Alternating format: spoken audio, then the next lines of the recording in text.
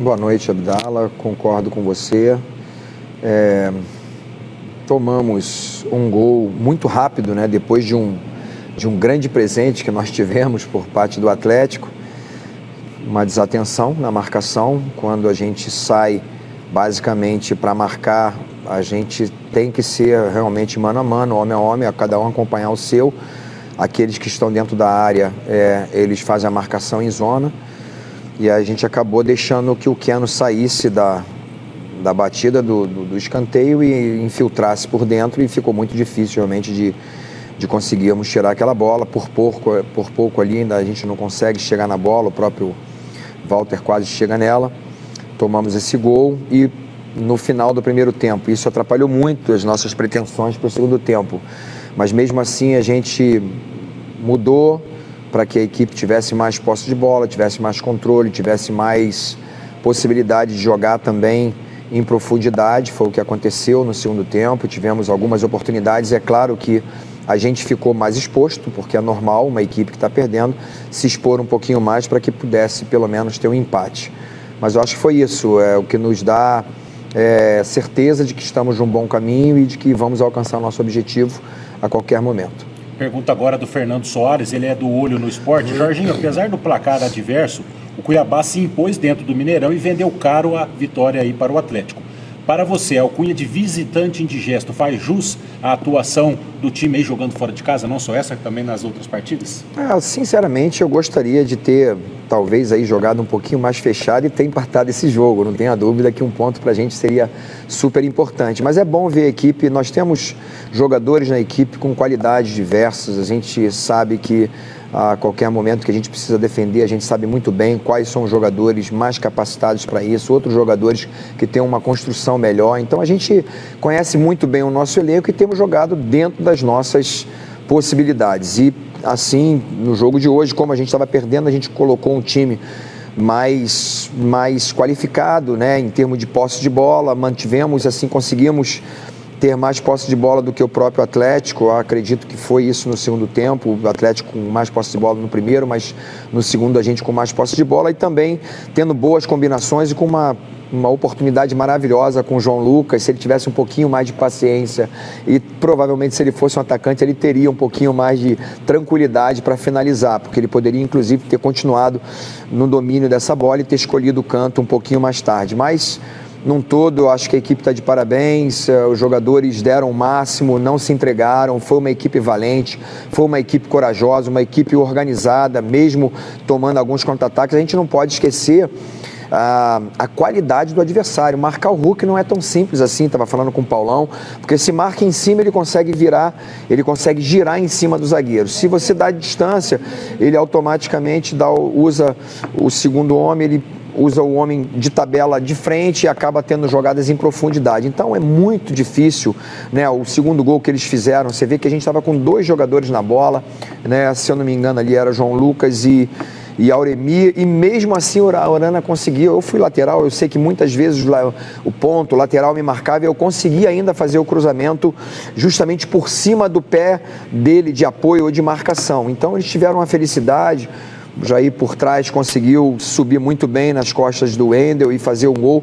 Esse gol realmente foi um gol determinante, que se a gente vira o segundo tempo no 1-1, eu tenho certeza absoluta que eles iam se expor muito, a gente poderia ter matado o jogo no contra-ataque. Mas a equipe está de parabéns e a gente está em busca do nosso objetivo. Pergunta agora, Jorginho, da Bruna Ficagna, que é da TV Centro-América. Contra o Flamengo, o time se defendeu muito bem, mas não conseguiu levar tanto perigo no campo ofensivo. Diante do Atlético, a gente viu um time que buscou mais o jogo. A proposta do início era esta mesmo? Ou no decorrer da partida você percebeu que daria para o time se lançar mais ao ataque? Bruna, na realidade a proposta para o primeiro tempo foi exatamente essa, de se fechar um pouco mais, sair em velocidade, já que Jhenison, o próprio Camilo pela direita e o Cleison pela esquerda, a gente tem uma saída muito rápida, junto com o Max como meio atacante. Mas quando nós tomamos o segundo gol, mudou completamente o planejamento. A gente já procurou colocar uma equipe já de uma forma diferente, jogando no 4-2-3-1 para que a gente pudesse ter realmente jogada pelos lados, né? Logo em seguida a gente colocou Elton e o William, para que a gente tivesse mais posse de bola que com o Elton, é um jogador diferente, é um jogador que consegue fazer muito bem um pivô. Não que o Gênesis não faça, o Gênesis também faz, mas é um jogador de profundidade, jogador que tem muita força, e o Elton é aquele jogador realmente que tem muita qualidade técnica. Ele consegue ter o controle do jogo, e principalmente entrando o William, Yuri, jogadores que têm realmente uma posse muito boa e tem uma transição ofensiva com muita qualidade no passe. Então facilitou muito no segundo tempo para que a gente tivesse mais posse, mais possibilidades de entrada em profundidade com os homens de lado de velocidade, e a gente finalizar com o Elton, finalizar com o próprio Cleison, o ponta do lado oposto entrando na área na diagonal. Infelizmente não conseguimos assim um empate, mas a gente fez um bom segundo tempo e poderia sim ter empatado o jogo. Marcelo Cruz, da Rádio Alternativa, quer saber se você acha que o resultado foi justo jogando contra o líder do campeonato fora de casa. Essa questão, Marcelo, do justo e injusto é muito difícil, né? Eu acho só o que foi injusto é o árbitro dar 4 minutos, né? Porque além das substituições, que foram 10 substituições, 5 para cada lado, que parou muito o jogo, o Everson realmente segurou muito o jogo. Foram 3 oportunidades que o Everson levou mais de 1 minuto parado, né? E não apenas o Everson, foram outros jogadores que caíram no campo e levaram aproximadamente 1 minuto com essa parada. Então, pelo menos ali era para ter 7 minutos. E ele depois deu mais um, e ele ainda falou para mim, eu terminei com 10 segundos antes de acabar o jogo. Eu falei, 10 segundos pode acontecer muita coisa no jogo.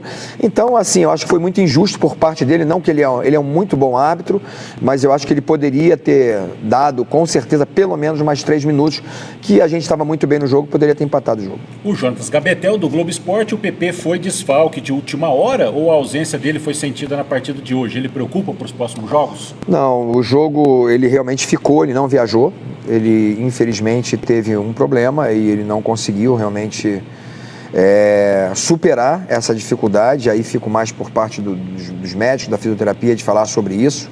Eu não entro nessa parte, mas realmente ele foi cortado já antes da viagem para que a gente pudesse tomar assim uma decisão, e aí colocamos o Galo. Você espera contar com ele para os próximos jogos? Sim, ele provavelmente assim foi mais uma precaução, porque ele poderia naturalmente ter uma contusão mais séria. Se ele fosse para o jogo e trazê-lo para cá e ele fazer um teste, aí de repente ele entra no jogo e aí acaba sentindo, poderia prejudicar a contusão dele e ele ficar fora de vários jogos. Aí vamos ver o que nós vamos fazer para o próximo jogo. Alguns jornalistas procuraram assessoria de imprensa e o PP teve uma dor muscular no adutor e, assim como o Jorginho já disse, a comissão técnica como um todo resolveu deixar o jogador de fora desta rodada, mas deve já voltar no próximo jogo contra o Bragantino. Jorginho, para terminar, o Wesley Santiago do Olhar Direto quer que você fale da atuação do Auremir, que vem fazendo ótimas partidas e dando sustentação para o setor defensivo. É verdade, Wesley, o Auremir é um guerreiro, né? Um cara um jogador que a gente tem uma alegria muito grande de contar com ele sempre.